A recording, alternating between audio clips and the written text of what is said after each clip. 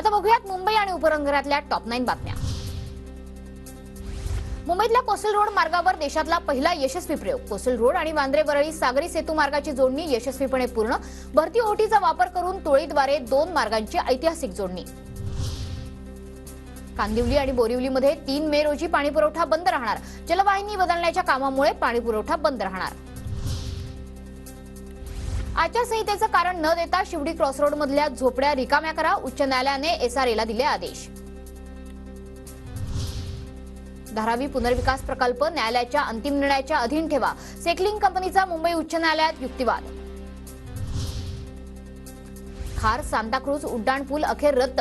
परिसरातील नागरिकांच्या विरोधामुळे उड्डाणपूल न बांधण्याचा निर्णय। 140 इमारतींच्या जवळून पूल जात असल्यानं नागरिकांचा विरोध।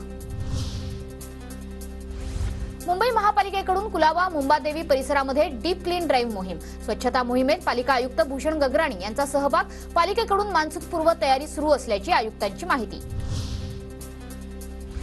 एप्रिलच्या पहिल्या पंधरवड्यात लोकलच्या प्रथम श्रेणीतून विना तिकीट प्रवास करणाऱ्यांवर कारवाई। मध्य रेल्वेकडून 14,869 प्रवाशांवर कारवाई।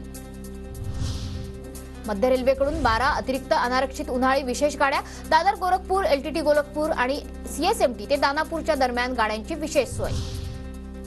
नवी मुंबईच्या एपीएमसी बाजारात आवक घटल्याने तुरडाळ महागली। सध्या तुरडाळीला 160 रुपये प्रति किलोचा दर।